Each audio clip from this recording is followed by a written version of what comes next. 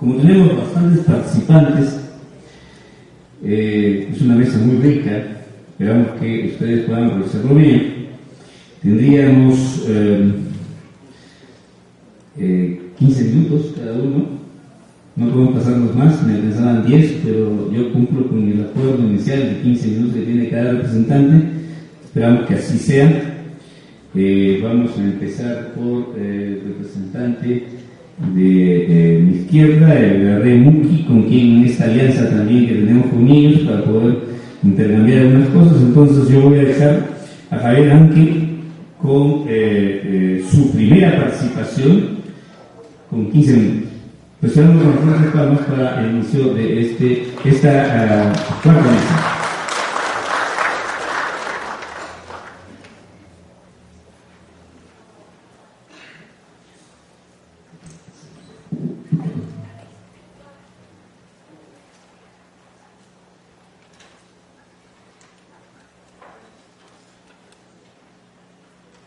Buenos días, con todas y con todos. Es un gusto poder acompañarlos en esta oportunidad. En esta oportunidad vengo en nombre del secretario ejecutivo del MUCI, Edwin González, quien recibe un cordial saludo y que justamente viene trabajando de manera coordinada con Remurpe diversos temas de agenda. Mi persona no es miembro de una organización, del MUPI también, de Piura, la Red Agua de Desarrollo de Democracia de Piura, y conoce muy bien las situaciones que se vienen en general dentro del país. Pero en esta ocasión quería iniciar esta breve presentación dándoles a conocer que en Red MUCI, a través de las diferentes instituciones que forman parte de la red, somos cerca de 30 instituciones ya en este momento, venimos trabajando en diferentes años en perspectiva de los procesos electorales, una serie de agendas que nos parece importante poner en relevancia sobre temas centrales que es necesario asumir en el país. Nuestra perspectiva siempre ha sido muy cercana a las comunidades campesinas, andinas y a los problemas vinculados con las industrias extractivas, ¿no? Especialmente con la minería. En ese sentido, hemos venido desarrollando una serie de talleres con diversas instituciones a nivel nacional, especialistas que han buscado discutir diferentes temas para establecer a partir de ahí una serie de propuestas de agenda hacia la discusión que se viene sobre un tema que ha planteado el gobierno, que es la nueva minería. En ese sentido hay básicamente tres temas que consideramos están vinculados con las agendas de los gobiernos locales a nivel nacional, que están vinculados con las decisiones ambientales y mineras, de la importancia en la gestión ambiental, en el ordenamiento territorial y en la minería, específicamente la pequeña minería artesanal, que es la función estrictamente de los gobiernos regionales. ¿Pasamos?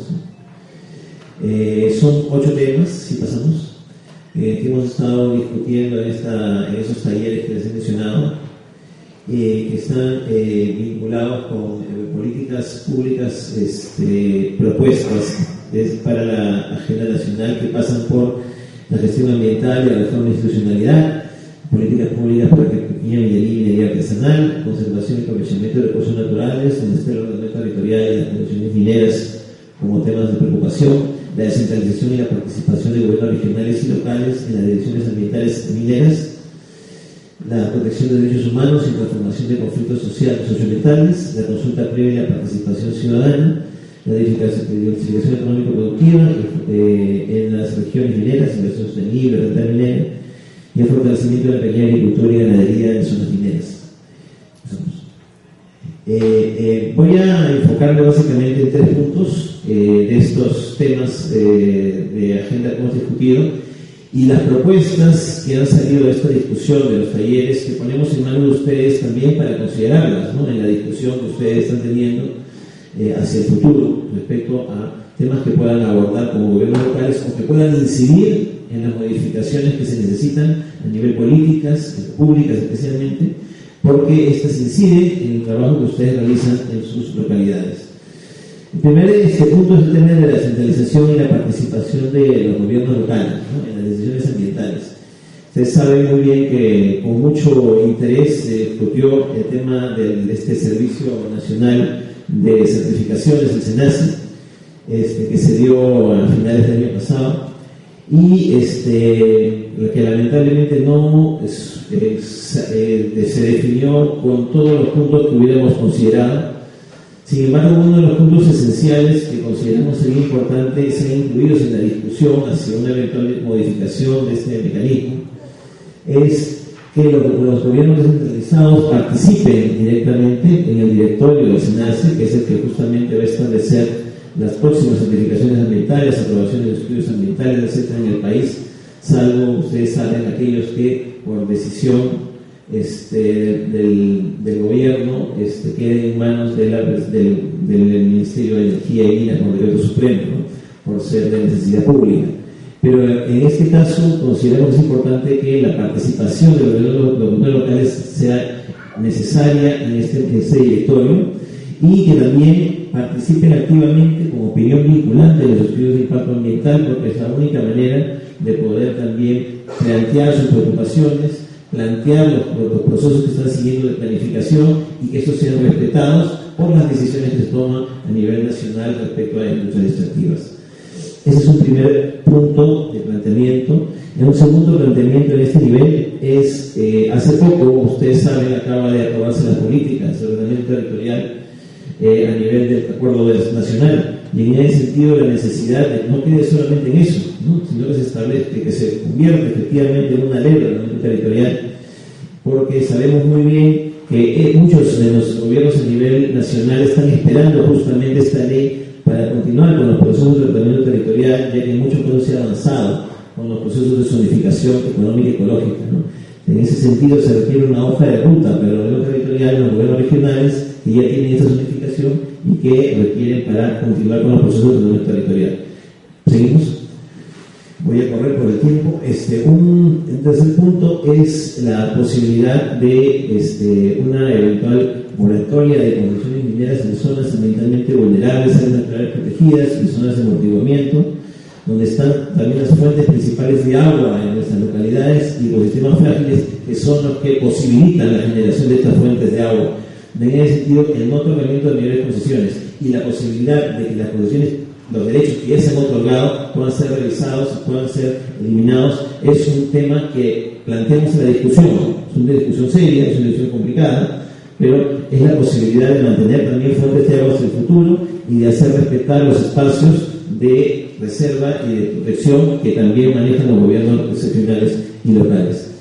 Luego, el establecimiento de límites para el otorgamiento de concesiones en un territorio y plazos máximos para la explotación, en el sentido de que también se establezcan hasta dónde pueden otorgarse concesiones, y eso también tiene que ver mucho con los procesos de zonificación económica y de ordenamiento territorial que están manejando, ¿no es cierto?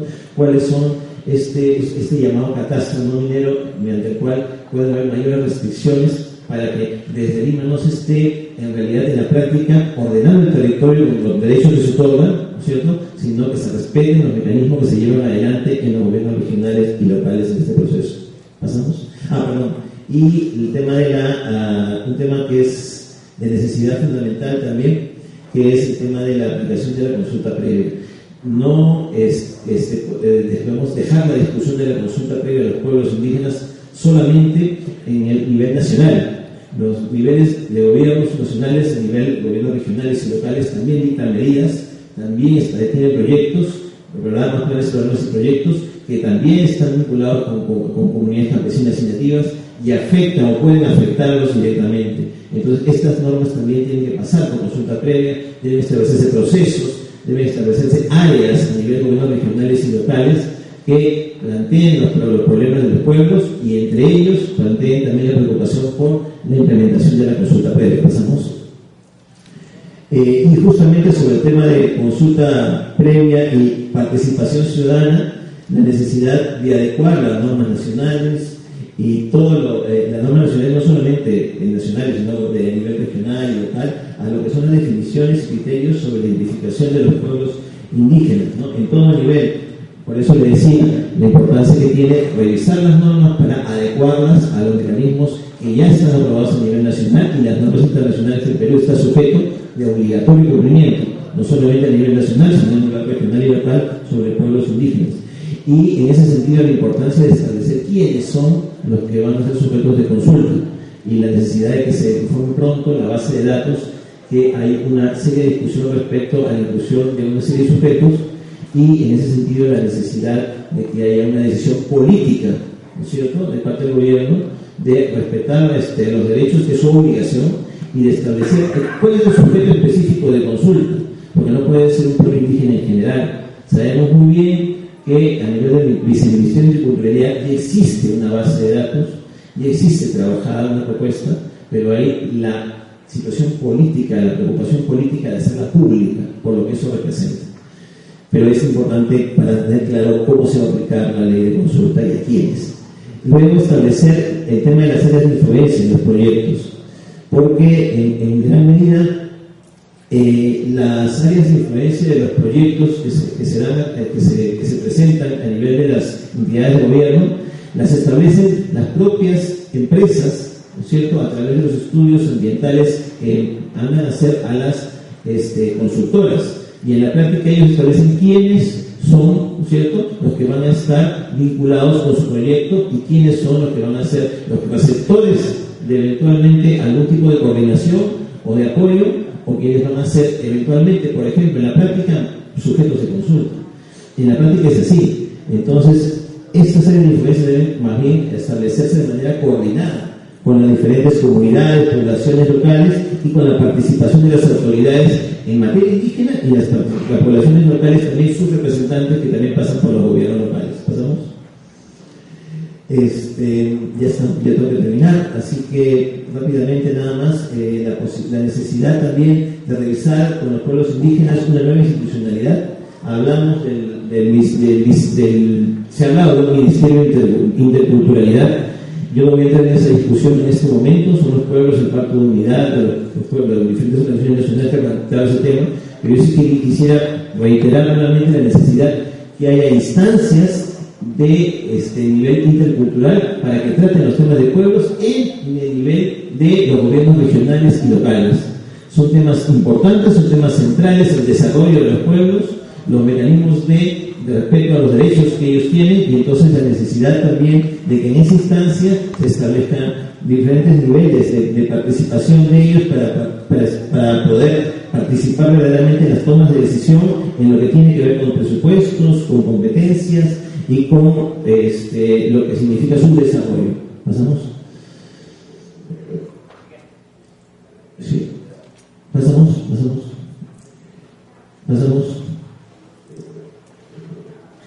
Asimismo, la necesidad de establecer mecanismos de diálogo que se formalicen efectivamente. Hay diferentes mecanismos de diálogo que se han dado en el último tiempo que tienen que ver más directamente con, en la práctica, ¿no?, mesas de diálogo para la negociación.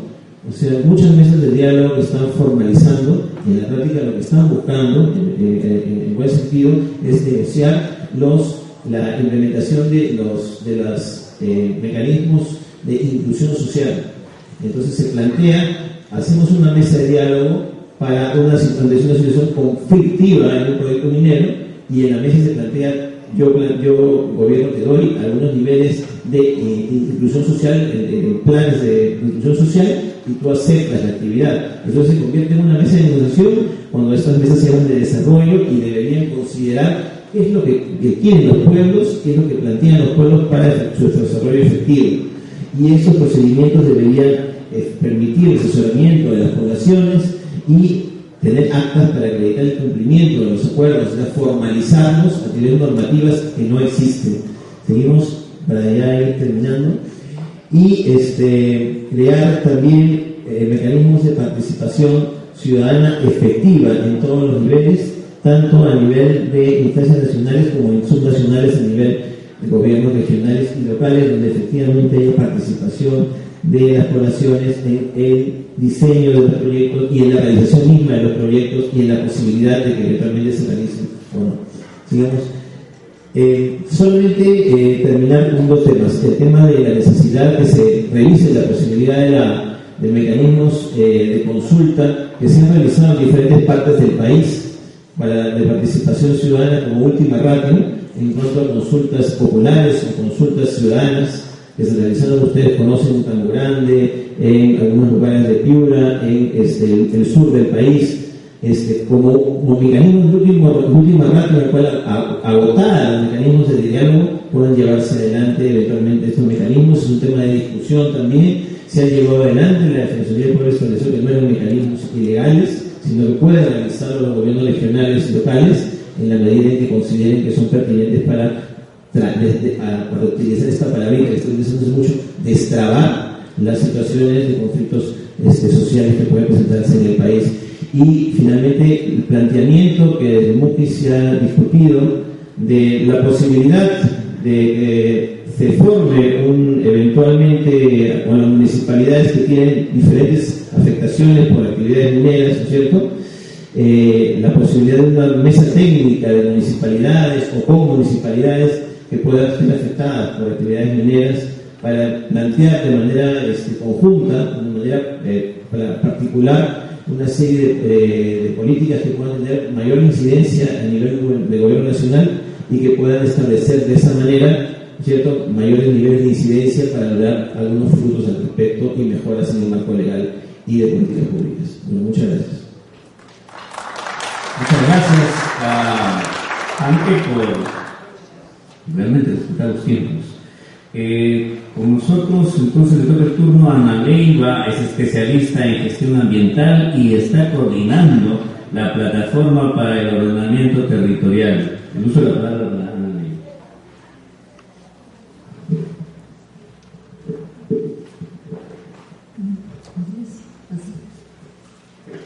Buenos días con todos. Agradezco la reunión por esta invitación para plantearles igual en el marco de REMUCI. Venimos reflexionando algunas políticas, estrategias y medidas para una nueva minería, una minería más responsable, ¿no?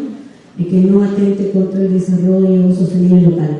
Entonces, yo me voy a referir. Una primera cosa que para la reflexión que planteaba es el tema de la minería.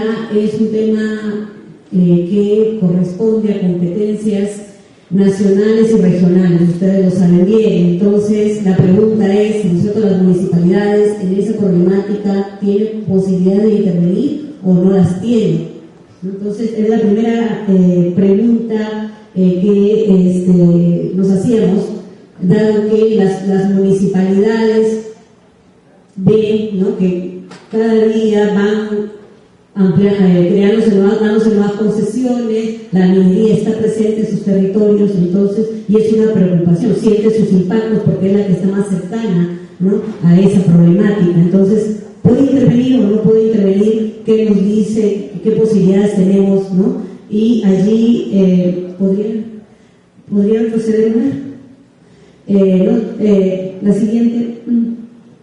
Entonces, lo que vimos es que directamente no puede regular la minería, ¿no es cierto?, pero sí tiene otras competencias que sí le permiten regular, por ejemplo, la expansión de la minería, ¿no? Nosotros sabemos que, según la ley orgánica de municipalidades, es materia de competencia de las municipalidades la organización del espacio físico y uso del suelo, la zonificación, el catastro urbano rural, la vegetación urbana, el saneamiento físico, el acondicionamiento territorial que le corresponde a las municipalidades provinciales, ¿no?, la renovación urbana, etcétera, la viabilidad, el patrimonio histórico cultural, ¿no? Entonces, muchas de esas competencias son específicas y exclusivas de las municipalidades. Según la Ley General del Ambiente, los gobiernos locales, en el marco de sus funciones, pueden formular, mover y ejecutar planes de ordenamiento territorial y de ordenamiento urbano rural. La Ley General del Ambiente señala que los gobiernos locales deben evitar que actividades de uso incompatibles por razones ambientales se desarrollen dentro de una misma zona o en zonas colindantes dentro de sus jurisdicciones.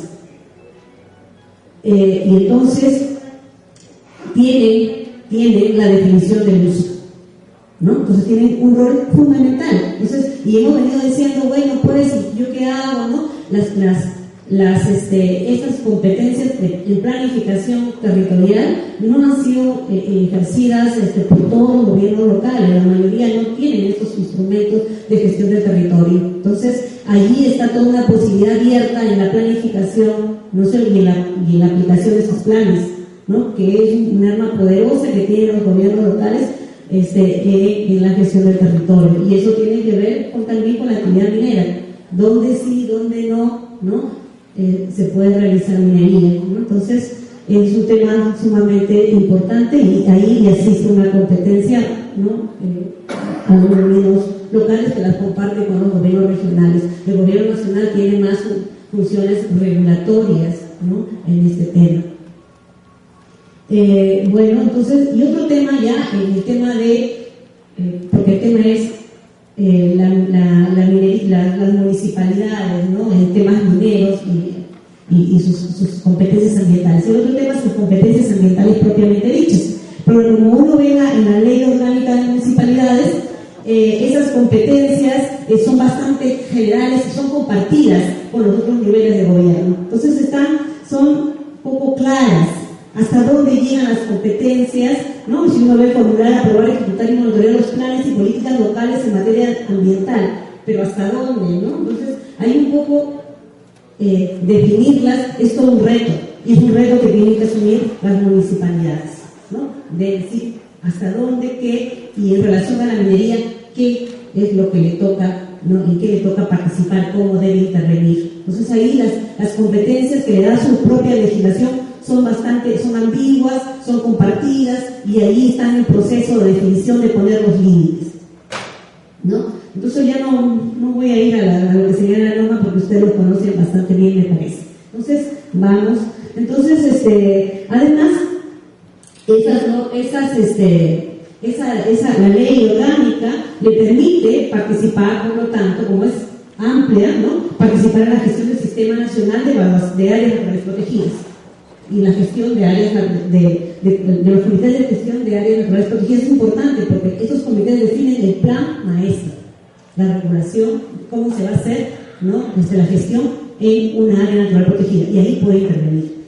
Participar de la gestión del sistema de evaluación de impacto ambiental, puede participar en la gestión del sistema de evaluación y fiscalización ambiental, puede participar en la planificación y gestión de los recursos hídricos, lo que hablaban ahí. Entonces, estas competencias compartidas da pie a una serie de otras funciones que se detallan en normas más específicas, como las que regulan estos sistemas de gestión.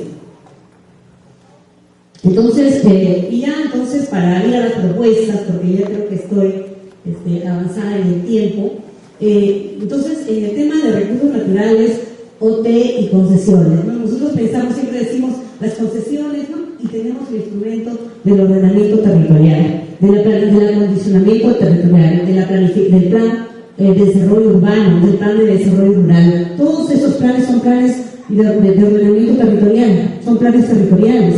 Entonces, una primera cosa que estamos proponiendo desde Red Muki es que el Estado pueda afirmar su dominio sobre los recursos naturales.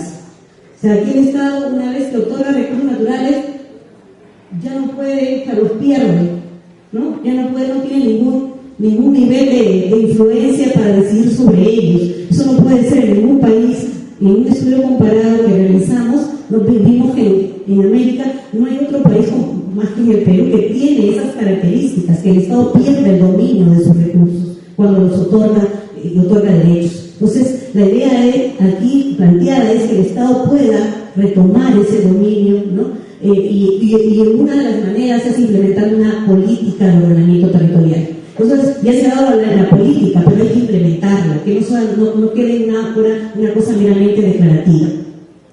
Y esto pasa por la aprobación de una ley de ordenamiento territorial. Muchos procesos a nivel nacional que han hecho zonificación ecológica y económica se han quedado parados por falta de regulación. Luego, ¿qué? Continúa, ¿no? Entonces, Y además allí para el ordenamiento territorial se necesita el fortalecimiento de los gobiernos locales y regionales para hacer ordenamiento, ¿no? Y para implementar el ordenamiento. Muchos gobiernos locales han hecho zonificación ecológica económica, han contratado un cuerpo técnico, pero no han involucrado a la población y no han convertido la zonificación ecológica económica en un instrumento de gestión pública. Entonces, ¿cómo convertimos a la CTE en un instrumento de gestión pública y avanzamos en el ordenamiento territorial? ¿Cuáles son los siguientes pasos a seguir? Entonces, un tema importante para esto es el tema de la ley, pero también el fortalecimiento de los gobiernos locales y regionales para que cumplan esta función tan importante.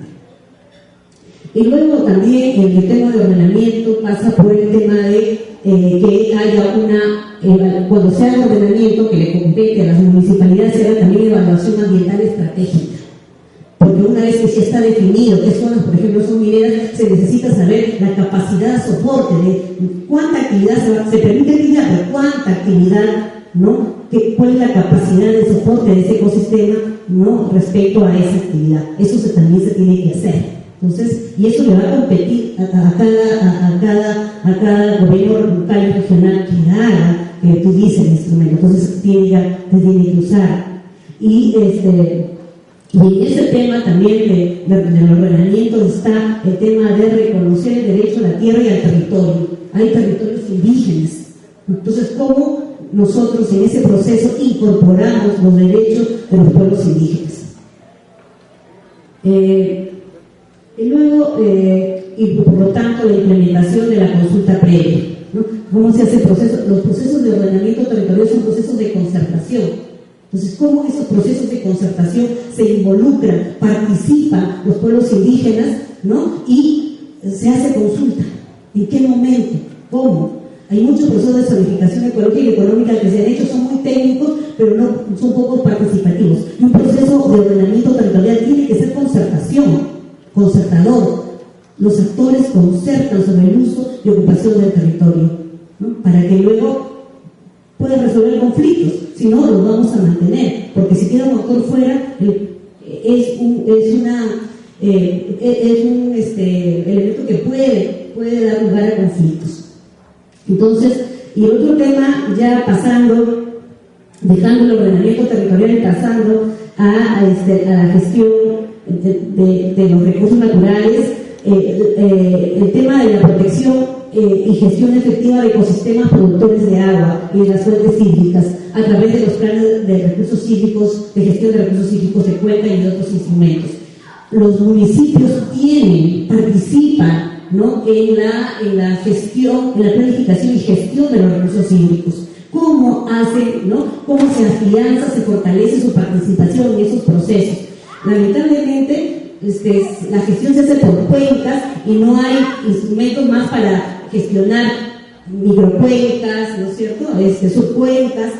Eso va a ser, porque gestionar una cuenca en el Perú puede ser enorme, ¿no? Entonces es necesario, y ahí, bajar el instrumento, es necesario bajar el instrumento, pero ahí en ese proceso tiene participación los gobiernos municipales. Entonces, ¿cómo se afianza esa participación en esos procesos, ¿no? Para lograr la protección de las zonas productoras de agua y de las fuentes hídricas? Otro gran tema, ¿no? Que también estamos planteando es la recuperación de ríos contaminados y suelos. Hace poco se ha aprobado los estándares de suelo y establecen planes de descontaminación de suelos, ¿no? Entonces, ¿cómo en esos planes se hace presente también los municipios? Porque son los que están más cercanos, por principio de subsidiariedad, de ser más cercanos a la población. ¿Cómo allí se incorpora? Entonces, hay una serie de temas que se están planteando que tienen que ser pensados. Se necesita aterrizarlos un poco más para ver la participación de los gobiernos locales en esos temas, ¿no? Hay que aproximarlos. Tienen una intervención, pero ¿cuál? ¿Cómo van a participar? ¿No? Entonces, y es necesario, como le decía, las competencias son muy amplias, ¿no? Son compartidas. Entonces, ¿cómo se van precisando esas competencias, ¿no? para poder ejercerlas? Porque si no, no se pueden ejercer. Si quedan en la nebulosa como hasta hoy, no se van a poder ejercer. Entonces, ya para temas de gestión ambiental, ya no recurso pasando al tema de gestión ambiental y que tiene que ver con las competencias, se necesita, ¿no?, que el sistema, un rediseño del sistema, y eso es una cosa más nacional que involucra también a los gobiernos locales y regionales, pero se necesita un rediseño del sistema de gestión. En el sistema de gestión ambiental hay una serie de actores, de instituciones públicas que tienen funciones, procedimientos que han sido pensados en momentos históricos diferentes, ¿no?, con objetivos diferentes. Se necesitan armonizar para darle coherencia y eficiencia al sistema de gestión. Y allí, dentro de eso, precisar la intervención de los gobiernos regionales y locales. Es necesario ese trabajo. Y en ese trabajo deben estar presentes los gobiernos regionales y locales, ¿no? Igual en el tema del sistema de evaluación de impacto ambiental, que ustedes conocen, los temas de los CIA, es necesario fortalecer el sistema, ¿no?, dando independencia y capacidades técnicas. Lo que se ha hecho ahora con las reformas que han habido este año es debilitarlo. ¿Por qué? Porque todavía no tenemos un jefe de SENACE, ¿no? El jefe de SENACE es elegido por el Poder Ejecutivo, porque la mayor parte de los integrantes no todos son ministros de Estado, ¿no? Entonces ahí tenemos que el organismo que lidera el Sistema Nacional de Evaluación Ambiental, ¿no?, o sea, su elección depende de ese consejo directivo que está formado principalmente por ministros de Estado, ¿no?, del Poder de Economía, de Minas, hasta presidido por Ambiente, pero son la mayoría ministros de Estado. Entonces, ahí nosotros lo que estamos planteando es que es necesario fortalecer el sistema, ¿no?, fortalecer en sus capacidades técnicas y también en sus procedimientos para que realmente sea creíble, porque lo que pasa con el sistema de evaluación ambiental es que no es creíble, no le da confianza a la gente, ¿no? Entonces hay la necesidad de una reforma profunda. Todos los cambios que han hecho son cambios parciales que no logran una reforma profunda del sistema de evaluación de impacto ambiental. Entonces no logra credibilidad de parte de la población. Bueno, el tiempo se me ha acabado. Ya para las preguntas podemos seguir profundizando en los puntos que han quedado pendientes. Muchas gracias. Muchas gracias, Ana Luisa. Es el turno para la ingeniera Lucy Ulilén, que es la coordinadora del proceso de fortalecimiento del sector forestal de la Dirección General Forestal de Flora y Fauna del INAVI. Fuertes palmas para poder recibir al ingeniero.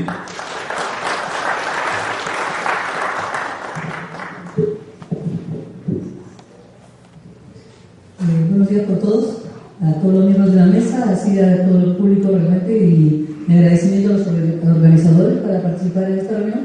Un saludo muy especial a todos los representantes de los gobiernos locales que están reunidos el día de hoy, así como también a los representantes de las diferentes organizaciones público-privadas, como también de la Cooperación Técnica Internacional.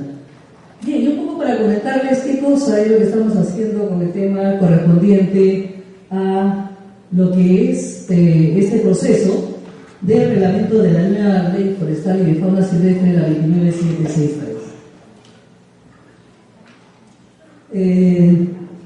Muchos de nosotros que venimos de diferentes regiones de nuestro país, y ustedes que son los que conocen muy bien cada uno de los lugares, saben el potencial que tiene nuestro país. Eso hace que nosotros ocupemos el 9º lugar en el mundo en bosques y el 2º lugar a nivel de Sudamérica. Lo importante dentro de este aspecto es que todas estas grandes superficies están distribuidas, si bien es cierto, la Amazonía es el que ocupa el mayor espacio, pero también no podemos olvidarnos de lo que también significa tanto la costa con los bosques secos, así como también la sierra con este potencial de lo que significa para hacer el tema de los bosques andinos y para el tema de lo que sería impulsar el tema de reforestación, si es que nosotros queremos contribuir a mitigar lo que es el cambio climático.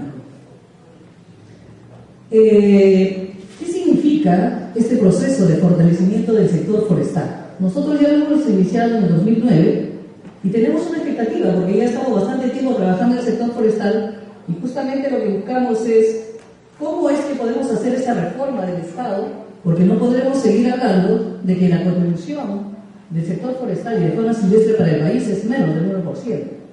Y teniendo recursos tan valiosos, es como le damos una valoración económica sobre el cual deberíamos trabajar.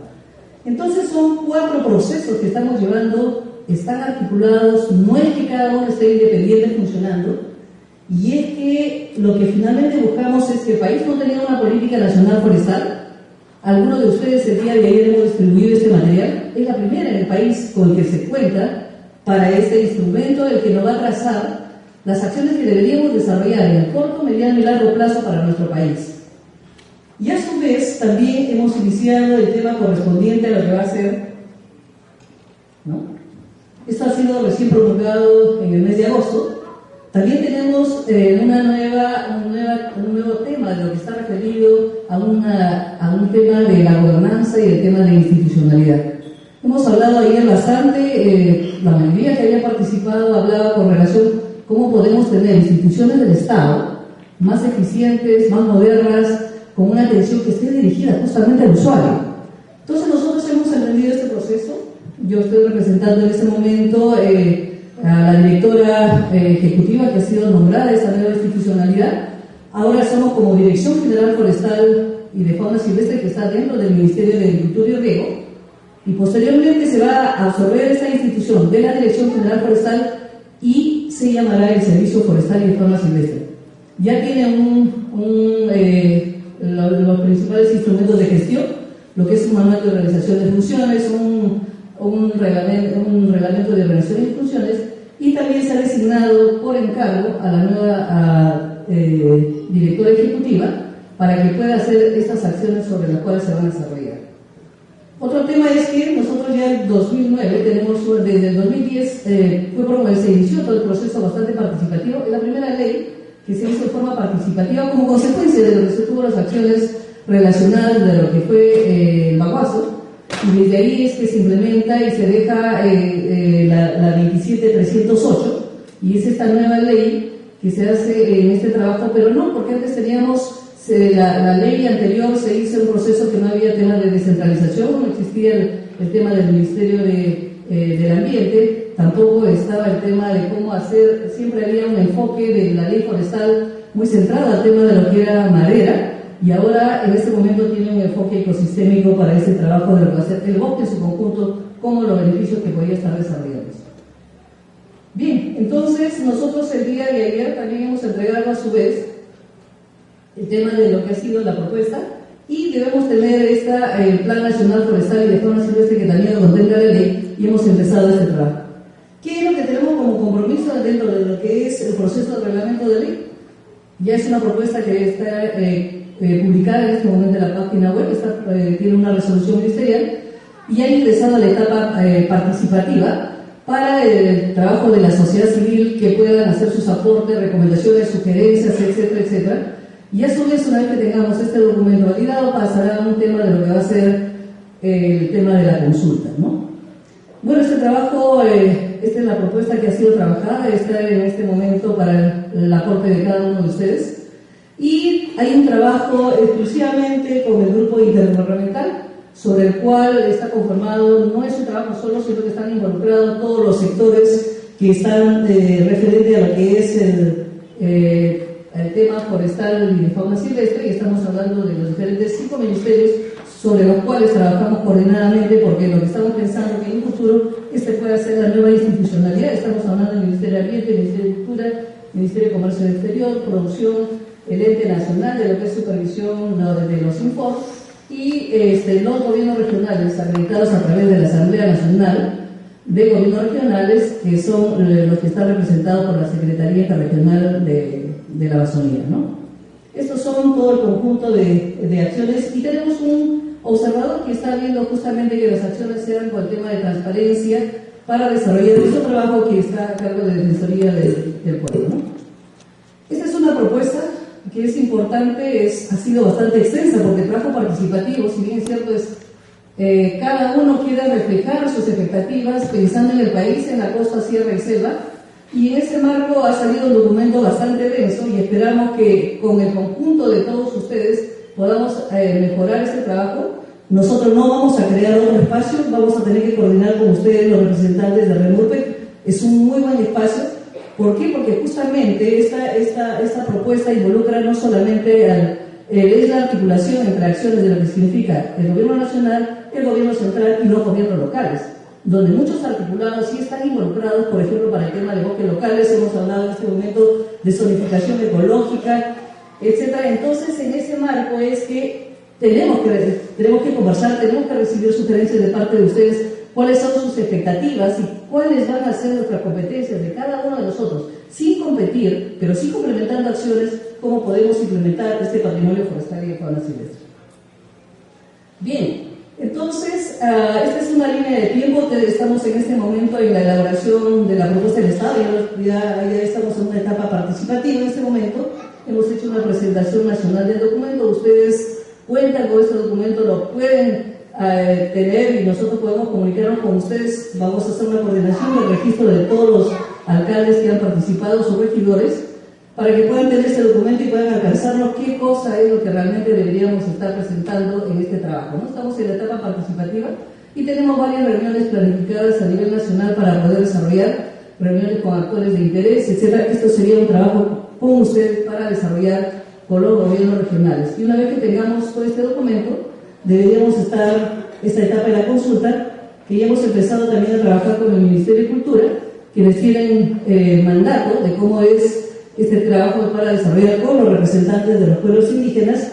Y esta es una búsqueda de consenso, al igual que todos los momentos que pasemos también en la etapa participativa con los actores de interés sobre este trabajo, son los que deberíamos estar desarrollando este trabajo, y pensamos que el siguiente año deberíamos contar con este documento finalmente de lo que va a ser para que se pueda implementar la ley forestal y de fauna silvestre, que es lo que estaríamos una vez publicada la propuesta de reglamento de la ley forestal efectiva.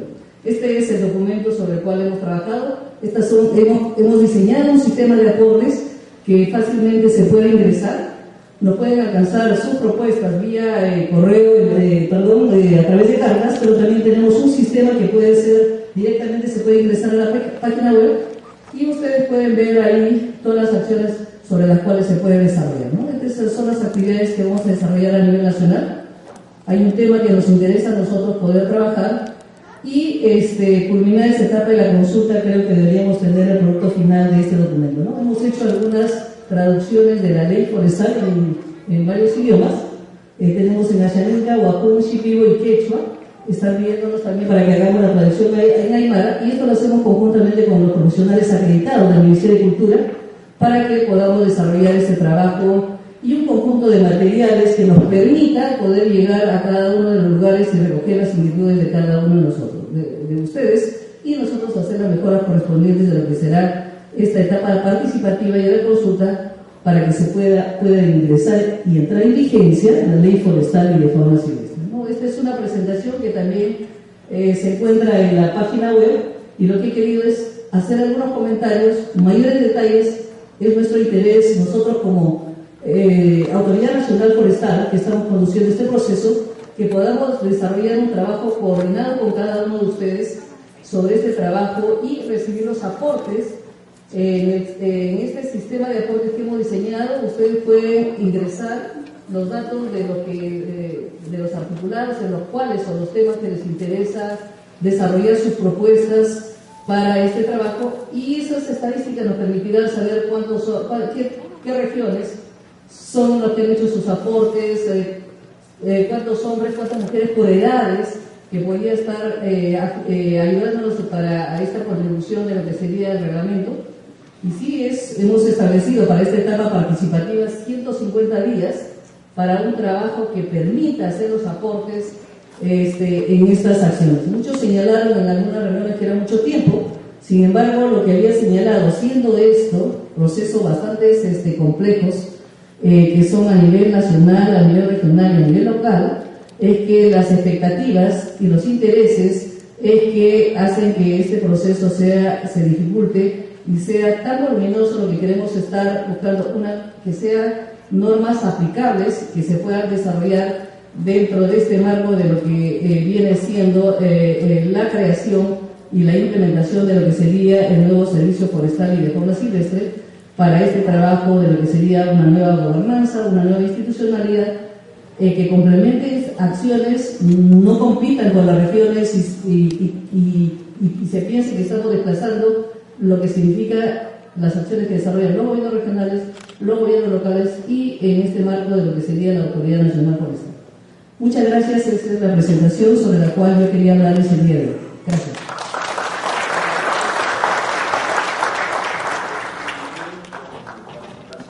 En este momento le toca el turno a Lequisa Angulo Villarruel, nuestra arquitecta y planificadora. Ahora está representando a la Coordinación Nacional del Programa de Adaptación al Cambio Climático de PAC Perú. Y esta es una iniciativa de cooperación bilateral entre el Ministerio del Ambiente y la Cooperación Suiza. Bueno, muy buenos días a todos ustedes. Quiero compartir una propuesta que se está gestando con el Ministerio del Ambiente y que busca movilizar a las municipalidades rurales del país en la gestión, en impulsar procesos de gestión en torno a la adaptación al cambio climático en el país. Quiero empezar por compartiendo alguna información de contexto, ¿no? Todos sabemos de la alta vulnerabilidad que tiene el país a estas condiciones de cambio climático. Y sobre eso actúan varios factores. Como sabemos, tenemos una economía con alta dependencia a sectores sensibles frente al cambio climático, tales como las actividades agrícolas, pesqueras y forestales, y aún subsisten en nuestro país importantes sectores de población en condiciones de pobreza y extrema pobreza que se concentran fundamentalmente en el campo y cuyos medios de vida dependen de recursos naturales que vienen siendo impactados por el cambio climático.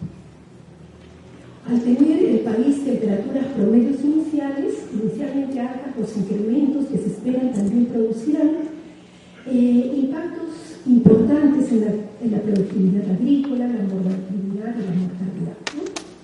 Sabemos también que el cambio climático no es un tema del futuro, es un tema que se ha instalado en el país y hay algunas evidencias que ya son muy conocidas. En 30 años ha desaparecido el 22% de la superficie glaciar y los estudios afirman que al 2025 todos los glaciares por debajo de los 5.500 metros sobre el nivel del mar habrán desaparecido. Pero no solamente esto ha acontecido, sino en distintos sectores del país se han modificado ya los patrones de precipitación, tanto en su intensidad, en su temporalidad, los periodos de inicio, de términos de las precipitaciones, como también cómo se distribuye su distribución en el territorio, ¿no? Y todo esto está ocasionando, como sabemos, un impacto negativo a nivel nacional, pero particularmente en las cuencas de la vertiente occidental de los Andes, que dependen en el periodo de estiaje del escurrimiento que se produce a partir de las infiltraciones en las partes altas de las cuencas o también producto de la fusión de los glaciares. Un dato que constituye un ejemplo es que el 40% del caudal del río Santa en estiaje proviene de la glaciación. ¿Qué pasará cuando los glaciares desaparezcan? Este es un tema de reflexión, porque eso tiene un impacto significativo en las actividades económicas y en la vida de la gente, ¿no? Pero también hay algunas otras estadísticas que nos dicen que cada 2 años la agricultura enfrenta picos de pérdidas a un costo promedio de 390 millones de soles. Entre el periodo 95-2007, en 12 años, por ejemplo, los efectos de la variabilidad climática ocasionaron una pérdida de producción en 445.000 hectáreas y 2.600 millones de nuevos soles hectáreas. Y este año, como sabemos, en 2013, se han perdido, o sea, han resultado afectadas 260.000 hectáreas de café. Esto es más del 50% de la superficie sembrada afectadas por el hongo de la roya, hongo que para su aparición se vio favorecido por la alta variabilidad climática que se ha producido este año. Y todo esto está generando impactos en la seguridad alimentaria y también en los ingresos de la población rural, que es la más vulnerable frente a estas condiciones de cambio climático. Si bien es cierto, es un fenómeno que nos afecta a todos, pero con mayor agudez a los pobres del campo. Acá también, ¿por qué esto interesa? Ya hay investigaciones que establecen la relación entre la ocurrencia de shocks por eventos naturales que afectan activos productivos con la reducción del bienestar de los hogares que se encuentran en pobreza rural, ¿no? Acá tenemos algunos gráficos como a partir del 2001, con la mejora de las condiciones económicas del país, ha ido bajando esa incidencia de shocks, pero no obstante, en lo rural se mantiene una incidencia importante, a pesar de que en lo urbano ya la incidencia de este tipo de shocks ha disminuido, ¿no? Entonces, estos shocks siguen teniendo un impacto importante en poblaciones rurales, y si examinamos cuál es la composición o tipología de estos shocks frecuentes, ¿no? Acá encontramos shocks de tipo social, de económicos, de salud, vemos cómo repuntan todos los shocks que tienen que ver con eventos de tipo natural. Y acá nos referimos fundamentalmente a eventos desencadenados por la alta variabilidad climática, por factores de cambio climático, por la ocurrencia de extremos climáticos. Estos cambios serán mayores a futuro, porque las estimaciones señalan de que en 2030 habrá un aumento de la temperatura mínima entre 0,4 a 1,4 grados centígrados en la costa y selva norte, zona central y parte del sector surandino.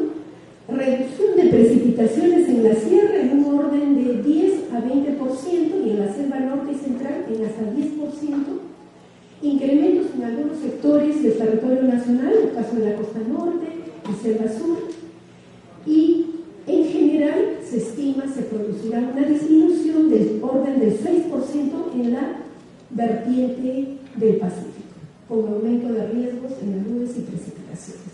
Una reciente investigación que está siendo impulsada por el Ministerio del Ambiente está arrojando algunos resultados preliminares que determinan que el costo o los costos de no actuar ahora podrían generar en el 2040 la pérdida de hasta 25% del PBI agrícola, es decir, el 18% del PBI actual.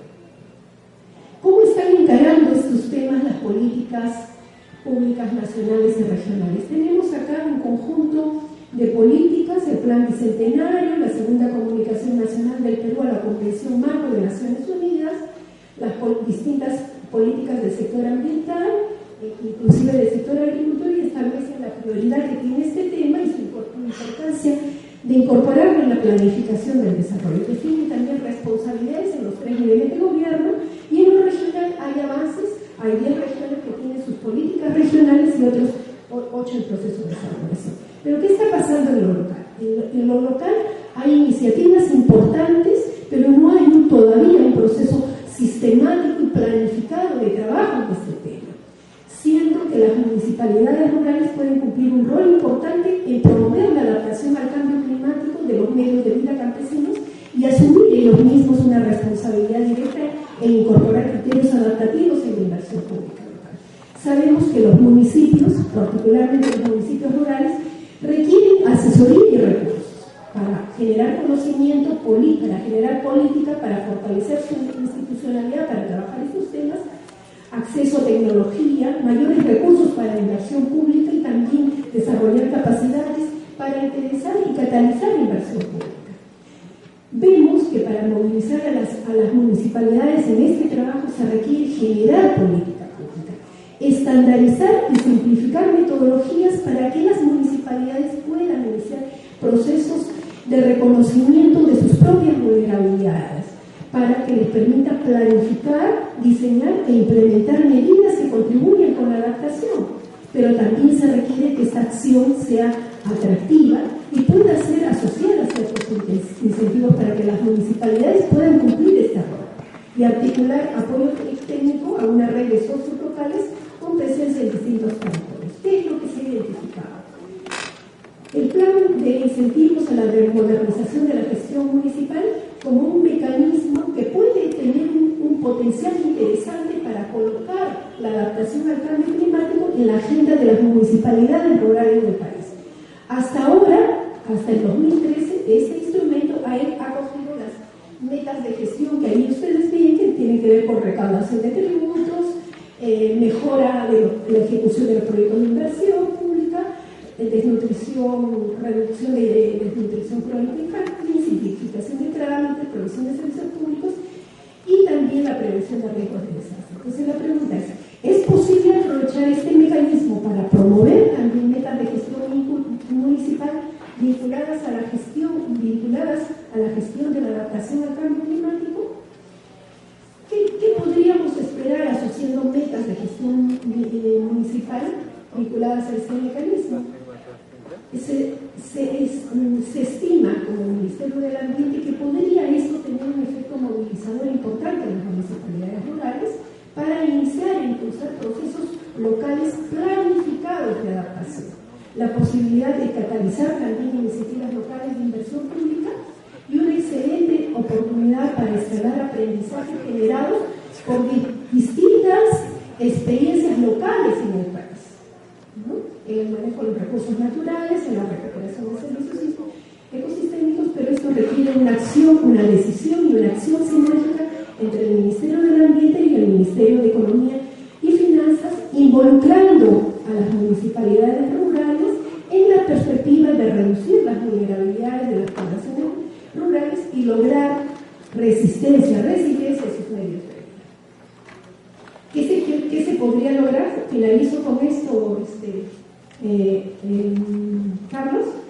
Sentar las bases para iniciar procesos planificados de adaptación al cambio climático en el nivel local, garantizar asistencia técnica a las municipalidades asociadas al cumplimiento de metas, porque el mecanismo del plan de incentivo compromete al sector proponente a garantizar la asistencia técnica que requieren las municipalidades para el cumplimiento de las metas que se proponen, ¿no? Y con ello contribuir a fortalecer capacidades de gestión de los gobiernos locales en este tema, la posibilidad también de mover, de incrementar inversión pública local a través de acciones de pequeña escala, pero que en su masividad pueden tener un impacto significativo en lo social y económico, y finalmente también que el logro de estas metas podría contribuir también a hacer realidad muchos de los objetivos de estas políticas nacionales y regionales. Un dato final que es que el próximo año el Perú, como sabemos, va a ser sede de la Conferencia de las Partes, ¿no?, de la Convención Marco de Naciones Unidas sobre Cambio Climático. Y esto pone en vitrina al país, ¿no?, respecto a todos los avances que tiene en gestión frente al tema. Entonces, es una excelente oportunidad, vemos, de mostrar voluntad política para fortalecer de manera consistente las capacidades adaptativas a nivel local, ¿no?, a partir fundamentalmente de la acción promotora que puedan cumplir los municipios rurales y locales. Gracias.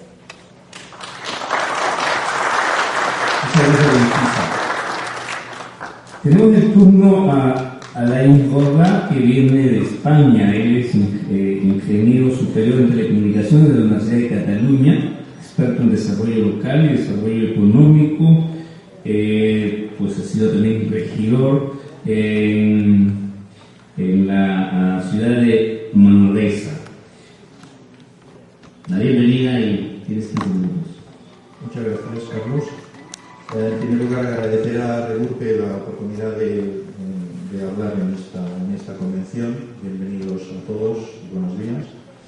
Y yo no voy a pretender hablar de Perú, lógicamente, puesto que de esto ustedes saben muchísimo más que yo.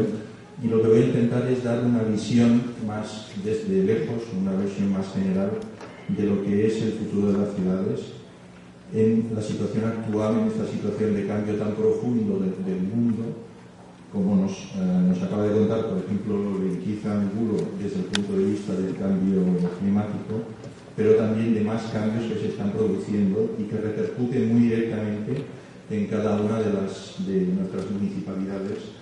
Y vamos a hablar un poco de cómo abordar estos cambios y qué actitudes tomar, qué proyectos, qué líneas de trabajo escoger.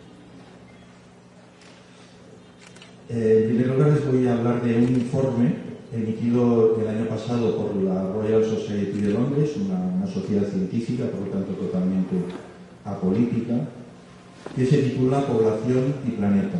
Ese informe lo pueden conseguir en internet, está en español además, y es muy interesante ver su resumen ejecutivo, que son 3 o 4 páginas nada más, pero son muy sustanciosas. Aquí solo les menciono otros datos. En 2011 somos en el planeta 7.000 millones de habitantes. Para el 2050 se prevé que seamos entre 8 y 10.000 millones de habitantes. Este es un dato. El otro es que el consumo al que estamos acostumbrados en países desarrollados, si lo ampliáramos a 7.000 millones de habitantes, es absolutamente insoportable para el planeta. Es decir, el planeta no da recursos para que tantas personas vivan con un nivel tan elevado como se está viviendo en los países desarrollados. El otro dato distinto es que desde hoy hasta 2050 los países en desarrollo van a construir cada 5 días lo que equivale a una ciudad de 1 millón de personas. O sea, cada 5 días una nueva ciudad de 1 millón de personas, desde hoy hasta el año 2050. O sea, es espectacular, increíble. Y todo esto obviamente recae en las ciudades, porque lo que significa es que va a haber un movimiento cada vez más acelerado de movimiento de personas hacia las ciudades, ¿no? Y las ciudades ya somos conscientes hoy de que se están viendo desbordadas, ¿no? No hay capacidad para organizar las ciudades de forma adecuada para responder a esta avalancha de personas que están llegando continuamente día a día. El mismo informe hace unas recomendaciones, entre otras, he extraído unas cuantas, que es esencial sacar de la indigencia a los 1.300 millones de habitantes que en la actualidad viven con menos de $1,25 diarios, que es fundamental para salir adelante. Es decir, no puede salir adelante la población mundial con estas bolsas de pobreza. Hay que reducir el consumo, eso se refiere a los países desarrollados, y sugieren ellos también controlar la demografía, porque suele ir la demografía muy avanzada en sitios donde hay más pobreza, ¿no? Entonces, ellos proponen combinar esas dos políticas. Proponen también trabajar los temas de población, de medio ambiente y de consumo de forma conjunta, es decir, no tratarlos separadamente como se hace en la actualidad, sino que todo está interrelacionado y habría que trabajarlo conjuntamente. Proponen desarrollar un nuevo urbanismo que reduzca el consumo y el impacto ambiental y un nuevo modelo socioeconómico que no dependa del crecimiento. O sea, yo vengo de España y la gran obsesión en España es saber cuándo vamos a volver a crecer, porque al crecer se va a crear empleo. Sabéis que estamos en el 27% de desempleo en España. Entonces estamos esperando a crecer para crear empleo. Bueno, pues esto no funciona, porque crecer significa consumir más y no podemos consumir más, ¿no? Por lo tanto, el reto es crear un nuevo modelo socioeconómico que no dependa del crecimiento, que estando de forma estable pues podamos continuar con nuestro ritmo de vida digno, digamos. Bien, y todo esto en el entorno local, pues ¿qué significa? Pues que crece la concentración de población en las ciudades, crece la pobreza y la exclusión social. Hay nuevas demandas sociales, esto es obvio en todo el mundo. O sea, si vemos los movimientos sociales que se han generado en los países árabes, en España tuvimos el 15M, incluso en Estados Unidos, en Chile, en todas partes hay revueltas sociales. La gente quiere participar mucho más de las decisiones, ¿no? Y por último, las administraciones locales tienen escasez de recursos. Esto no hace falta que os lo diga porque es un dato que conocéis bien. Todo esto se está notando de ciudades y territorios en forma de nuevos conceptos y tendencias. Y aquí he plantado una lista de nuevos conceptos que han aparecido durante los 2, 3, 4 últimos años, que no los voy a comentar todos porque no me da con los 15 minutos.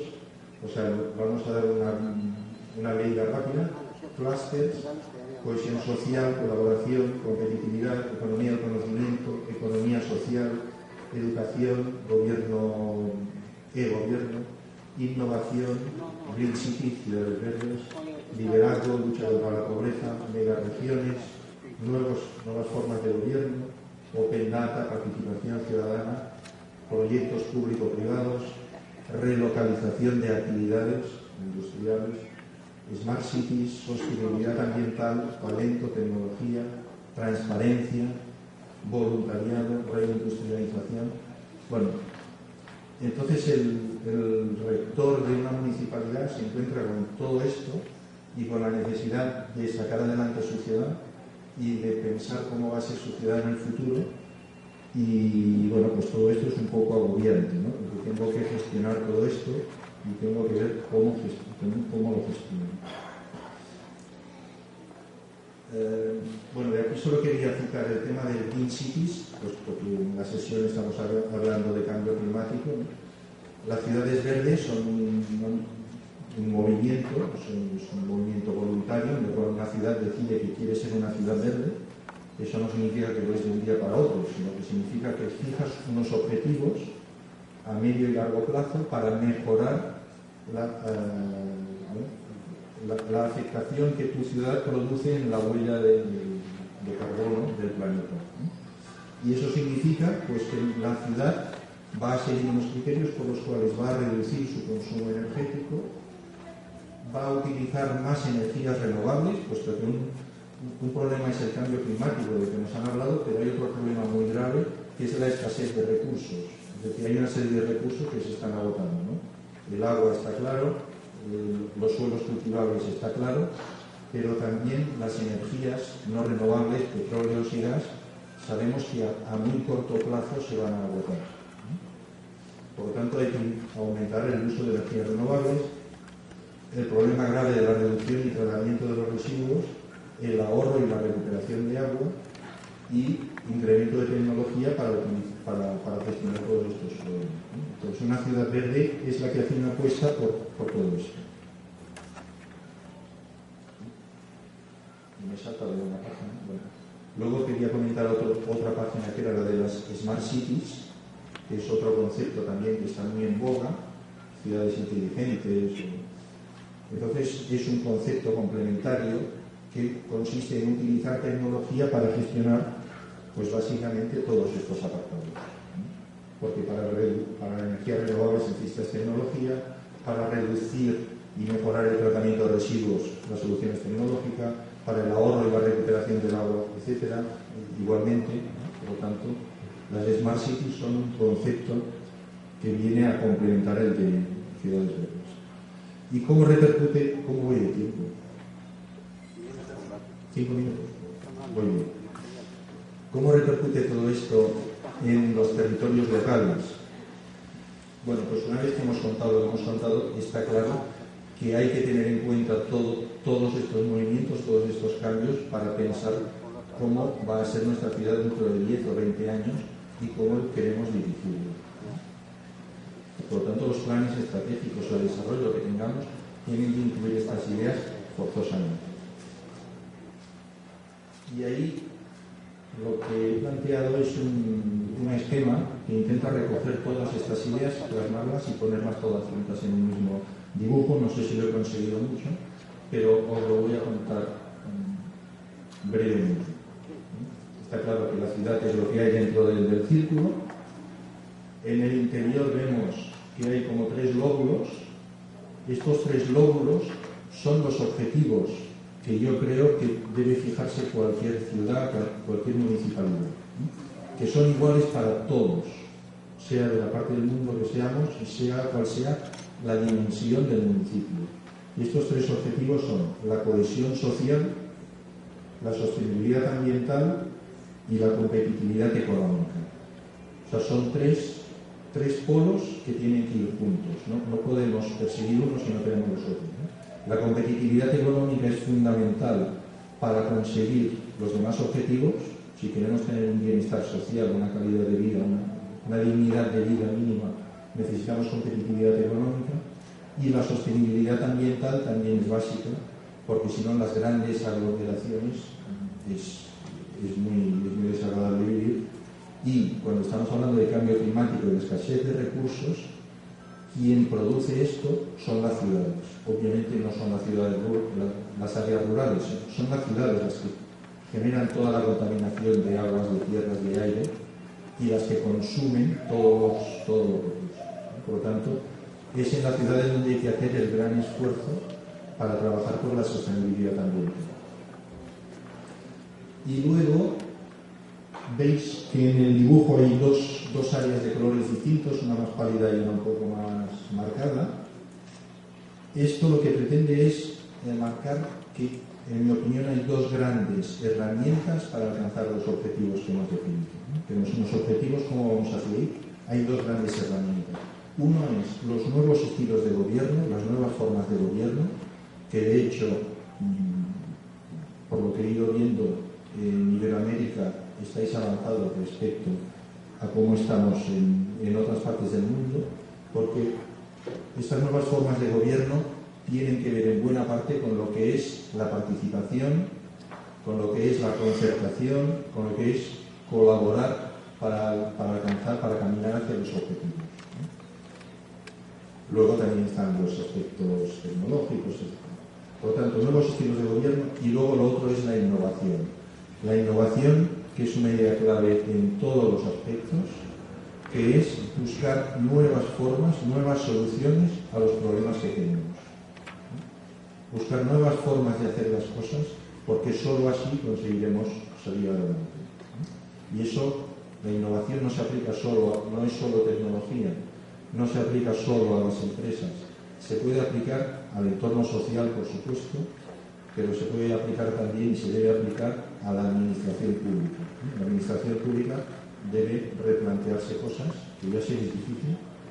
Yo he sido 10 años teniente de alcalde, y cuando sales de ahí tienes metido en la cabeza, no, esto no se puede hacer porque la ley, el reglamento, el procedimiento. Bueno, pues hay que ser capaces un poco de olvidarse de esto, imaginar soluciones, y luego ya veremos si esa solución la podemos encajar con la normativa, ya veremos cómo lo hacemos, ¿no? Y en cuanto a los que legislan, pues a ver si pueden cambiar las legislaciones para facilitar lo que debería ser posible. Yo casi te lo voy a dejar aquí. La presentación, supongo que os la dejo. Sí, yo sí que tengo. Os quiero mencionar también que tengo un libro que es gratuito, o sea, el que entre en internet lo puede coger, y es un manual de desarrollo económico local que tiene bastante éxito, y os propongo que lo miréis, que lo veáis, y es un regalo simplemente. Y aquí lo dejo. En las preguntas, en todo caso, podemos ampliar información. Muchas gracias. Muchas gracias, Alain. Dejamos recordar a todos que se han repartido tarjetas para las preguntas, ya vamos casi cerrando, entonces vayan avanzando con sus preguntas respectivas. El turno ahora es para Óscar Aguirre, de la Dirección General de Procesos, en lo que se refiere al CENEPRED. Como digo, todo lo que es gestión de riesgos, estamos tratando de articularnos con CENEPRED, y ya hemos visto algunas zonas donde se vienen desarrollando talleres.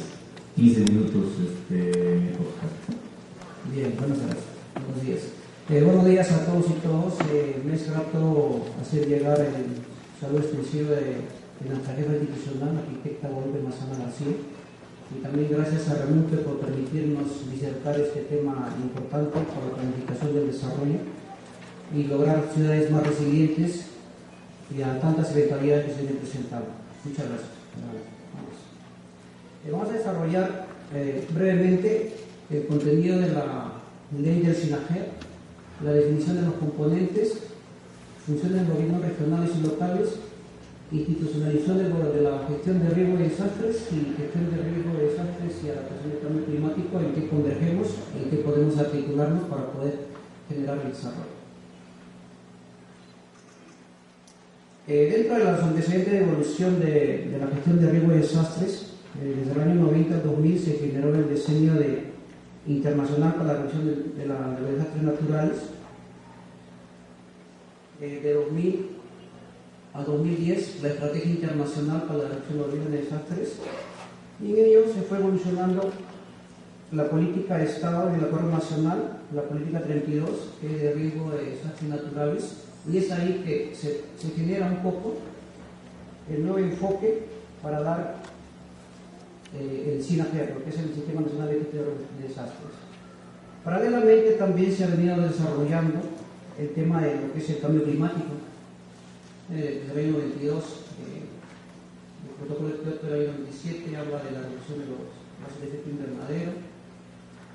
La hoja de ruta de Bali, que habla del tema del calentamiento global. El acuerdo de Copenhague, el programa de adaptación global climático.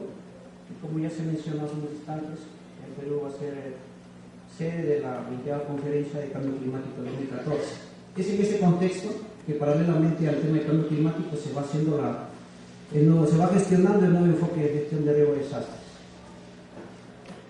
Brevemente también vamos a recordar el Sistema Nacional de Defensa Civil, ley SINADECI, que prácticamente estaba enfocado a atender la emergencia.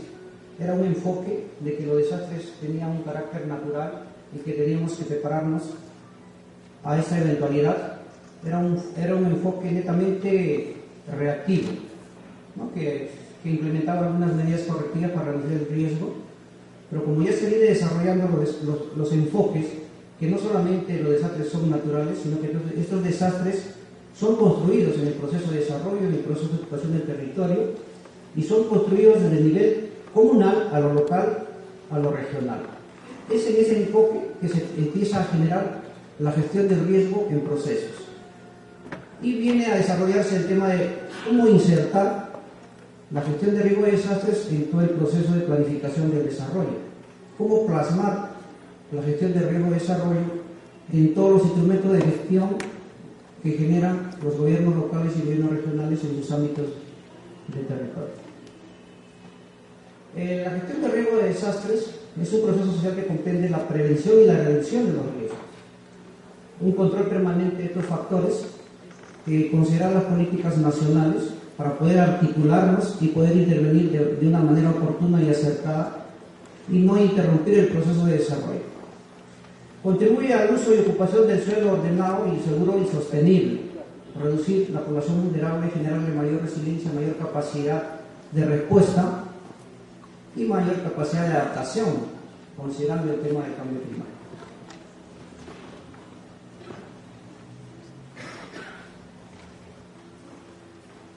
Los enfoques de la ley de SINAGER hablan de tres componentes de la gestión prospectiva, que habla de implementar, de trabajar con los temas de riesgo futuro, considerar en los instrumentos de planificación el tema de la reducción de riesgo de desastres, trabajar su prevención y su reducción. Y en el tema de la gestión correctiva, reducir estos riesgos identificados.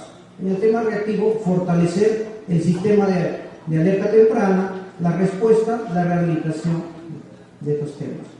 Estos procesos están compuestos de 7 procesos: la estimación, la prevención, reducción y reconstrucción, que son los que recaen sobre la institución que es el CNPRE. Y conjuntamente a este sistema que maneja el INDECI, tenemos el tema de preparación, respuesta y rehabilitación. Es entonces que este sistema se ve fortalecido por una institución más que maneja el tema de planificación de desarrollo y busca introducirlos en sus diferentes instrumentos. Los impactos que generan los desastres en el nivel de desarrollo. Generan impactos negativos directos e indirectos en el tema socioeconómico y ambiental y ponen en riesgo y en peligro la sostenibilidad del desarrollo. La gestión del riesgo de desastres demanda, ¿no?, voluntad política, recursos técnicos y financieros, ¿no?, para poder reencauzar estos procesos en el desarrollo del territorio. Desde el enfoque del desarrollo sostenible, el objetivo de la planificación para la gestión de riesgo de desastres es proponer a los actores institucionales, actores sociales, estrategias interrelacionadas ¿no?, que permitan articular e incorporar la gestión de riesgos como un componente esencial del desarrollo, sin limitar competencias, respetando estamentos, respetando competencias en el territorio. Quiere decir que todos los actores deben participar de una manera concertada, con una planificación participativa que no imponga instrumentos de planificación, que sí los concerte y que puedan ser aceptadas por la población y por los actores en el territorio. Estos impactos de los desastres de desarrollo, en la última reunión del Comité Mundial en Suiza, dan a conocer que Perú en los 30 últimos años ha perdido $2.000 millones por tema de los desastres. Impactos que se han visto en económicos y sociales, ¿no?, en una infinidad de muertes, desastres registrados, ¿no?, viviendas destruidas, pérdidas humanas, etc. De los gobiernos locales y gobiernos regionales ya se habló de ello, ya se habló de la planificación del territorio, de los instrumentos de gestión territorial. Es competencia neta del gobierno regional quien tiene la intervención territorial. Es ahí donde debemos participar de manera articulada, fortaleciendo, empoderando al gobierno local, al gobierno regional, para que estos instrumentos de gestión, llámese ZE, Plan de Desarrollo Local, Plan de Desarrollo Urbano, zonificación, catastro, en instrumentos que ya se vienen trabajando, que vienen construyendo el ordenamiento territorial, sin tener todavía una ley aprobada, pero ya tenemos construido instrumentos que podrían generar ello. Fortalezcámonos ahí, empoderémonos en ello y trabajemos de manera articulada. Este es un reto que nos ponemos como institución, y poder generar articulación con los diferentes sectores, con los diferentes gobiernos locales y regionales, y poder contribuir al desarrollo.